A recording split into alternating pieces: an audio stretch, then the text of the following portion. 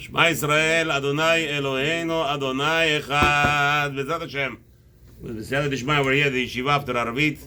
A little bit talking about the Aliya of the day. The fourth Aliya. Today is Wednesday. We're going to be discussing, as we said yesterday, YItro was sent away, for whatever reason it was, right before Matan Torah. What is this Aliya? This Aliya represents the entire, not this Aliya, this is the preparation. Aliya number 5 or 6? Which one is it? 1 second. Now I got it. It's going to be, yeah. Right, so 4 and 5 is the preparation of Matan Torah, and this Aliyah 6 is going to be the purpose of the whole creation of the world. Ratzah Kadosh Baruch Hu lezerot Israel, right? So he says like this, B'chodesh hazeh, so now, B'chodesh HaShishi, which month is this? The 3rd month of you coming out of Egypt. Now, first month was Nisan. Second month was Iyar. 3rd month was Sivan.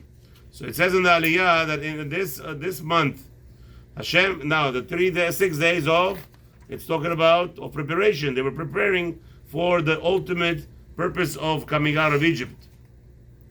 Part of the Torah tells us over there,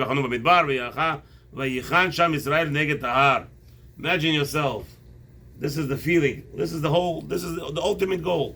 6 days remaining to prepare ourselves. The last push to be a Kabbalah Torah. We already said many times.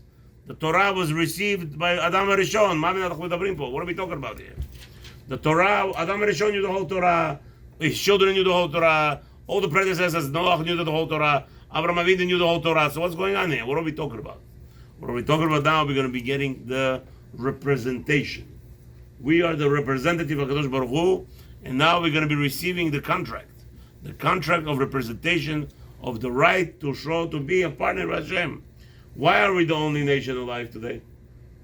Why? Go to Sparta. Is there anybody alive today from Sparta? No. Spartans are dead. Romans, are they still alive? No. Yeah, they're dead. What about the Egyptians? They're dead. What about any Yavanim, Greeks, any country? All those big, powerful, we're talking about empires that rule the world. What about the recent one? Who is the Ottoman Empire? Are they alive? Nobody heard of them. Nobody knows of them. Who is alive? The Jewish nation. Why are we alive? Because we're the partners of the Kadosh Baruch Hu. We are the representative of this world. Everybody had Torah. It's true. Everybody had Torah. Matan Torah, what we got to be representatives of Him. So Hashem says, go tell the Beit Yaakov, Taged lebnei Israel. How is he talking? Listen to the pasuk. Moshe ala el Elohim, v'ikra elav Adonai min ahar lemor ko tomar lebeit Yaakov, v'taged lebnei Israel. What is this last language? You shall speak like this to the house of Yaakov, and speak. Taged is actually lashon kashet. Kashet, you should speak. So where are we from? Where we learned that from? Adam HaRishon. What was the problem with Adam HaRishon? When he guided his wife not to eat from Etz Hadat, he told her things that he was not supposed to tell her. He was threatening her. He told her, if you're going to touch the tree, you're going to die. You're going to just by touching the fruit, right? So it was a mistake. So Chazal teaches us that there is in this pasuk, 1 second. In this pasuk, no, it's shaking.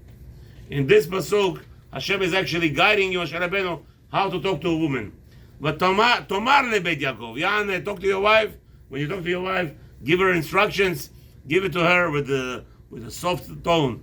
Speak to her gently. When you speak to your children, there you could give them how they were. Today they're going to say, politically correct is, be nice to your children. Yeah, we see where it's leading us. We see where children being nice to your children is leading us.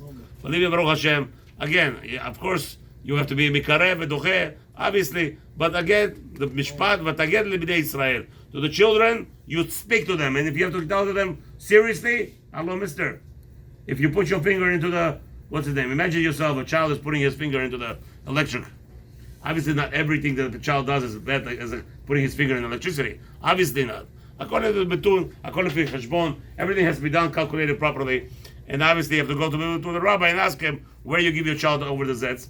But today, to have this policy that you have to talk to your children all the time, that's wrong. What do you want to say? Why Adam HaRishon said this word and not that? Why? We're not talking about that right now. We just want to talk what Hashem is teaching Yaakov Moshe Rabbeinu, I don't care about right now that. I don't want to talk about that. Really, I don't want to talk. I just want to concentrate here. Hashem is telling Moshe Rabbeinu, when you talk to your wife, tell the woman, gently, present it to them, don't overburden them. With the children, you give it to them. Children, there's no playing games. As it says, Alacha Bifureshet. Yash Kasha, because you can't give Musar. Musar to your children cannot go like this. Bottom line, finish. If you play that game, always you're gonna be and ended up with this generation today. What's the generation today? Shem Rachem Aleinu.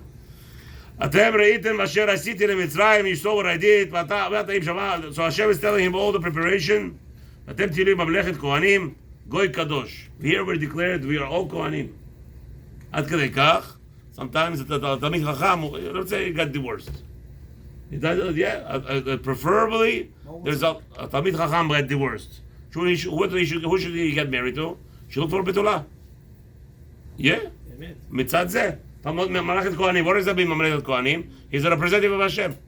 A Talmid Chacham, it's not a simple thing to take anybody. You're going to say, what about Yehoshua?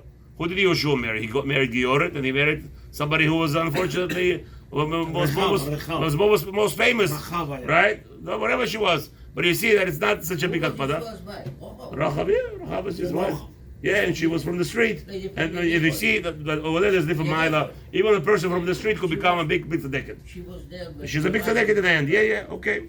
But anyway. Up to that, Yeshua was not married? No, he was not married. But the question is, how can he become the leader of Am Yisrael if he was not married? That's a good question. When a woman does tshuva, she's considered. When a woman does tshuva, she's considered that she's a. Right. That's no. He's asking a better question. He's asking, how did it happen that Yehoshua will? We said we have a rule. The rule is a rabbi who's not married in Gemara time, in Naim time, they won't give him title of rabbi. If you're not married, you're not a rabbi. Shimi ben Gera, Shimi right, Ben Azai, they don't give him titles. Even sometimes they even don't say their names. Well, because it's a bad thing to be not married.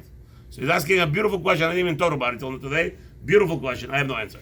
How did Yehoshua become a leader of Am Yisrael?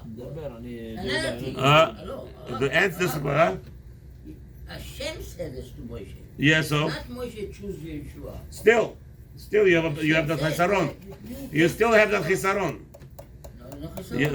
Why? It's mean maybe. I tell you, no. The Gemara asked the question on Azai, Ben Azai, when he was learning halachot nida and halachot niyud. He said, "Why you don't have a wife?" Right? So right. No, but still, you can't be. There's going to be pricking. There's not going to be 100% acceptance. There will not be 100% acceptance. So that's a shash. One second. He said one thing. Yeah. Because Hashem chose them, so maybe that's the right way. But there is still chisaron. I don't care who chose them. Who cares? There is a chisaron. He's not married. Who cares who chose him? So Hashem chose him, but he's not married. So why Hashem chose them? I don't care why Hashem chose him. There's still going to be a problem. People will talk. They don't have a woman. Yeah. People will talk. And Moshe And maybe that's why. Maybe we'll say that's why Moshe is the sun and Yehoshua is the moon. Maybe because he was not married. And Moshe, Do you know what a moon is? Moshe divorced. You know what a moon is? Moon is all the way there. Sun is all the way there. It's two different worlds. Where do you see a Talmid is somebody is learning from your Rebbe for years, for 40 years. The Gemara says Rabbo Muchak, Rabbo Moshe Rabbeinu. Moshe Rabbeinu. Why is he Moshe Rabbeinu called Moshe Rabbeinu? Because he taught us for 40 years. Why don't you call Yeshua Rabbeinu? Because he didn't teach us for 12 years. So if Yehoshua taught, but if Yehoshua didn't learn from Moshe Rabbeinu for 40 years, he's so far from his Rebbe that he's a moon. Maybe that's why the Chazal tell him that he's a moon. He's not married to a wife. It's very important for a man to be married. Doesn't matter what age. A man should not live without a wife. What are you going to do about it? What can you say about it? What are you going to do? Yes, and all the Rabbanim that have their wives, many tzaddikim, Mekubalim, never allowed it. Rabbi Kaduri got married in, what is he, 100? She was 49. זה לא צחוק, לא טוב לאדם להיות לבדו. Yeah, I know. And then born a baby. What?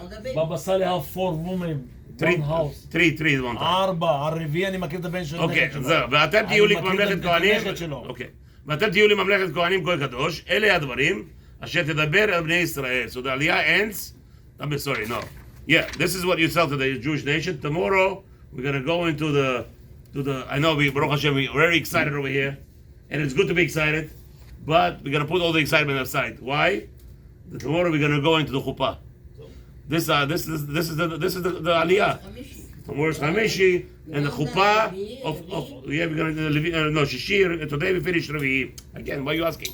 Anyway, tomorrow we're gonna go into chuppah. And the Argasha, hopefully tomorrow will relate. Is the Siyata Dishma, B'ezrat Hashem. Thank you. Chevre.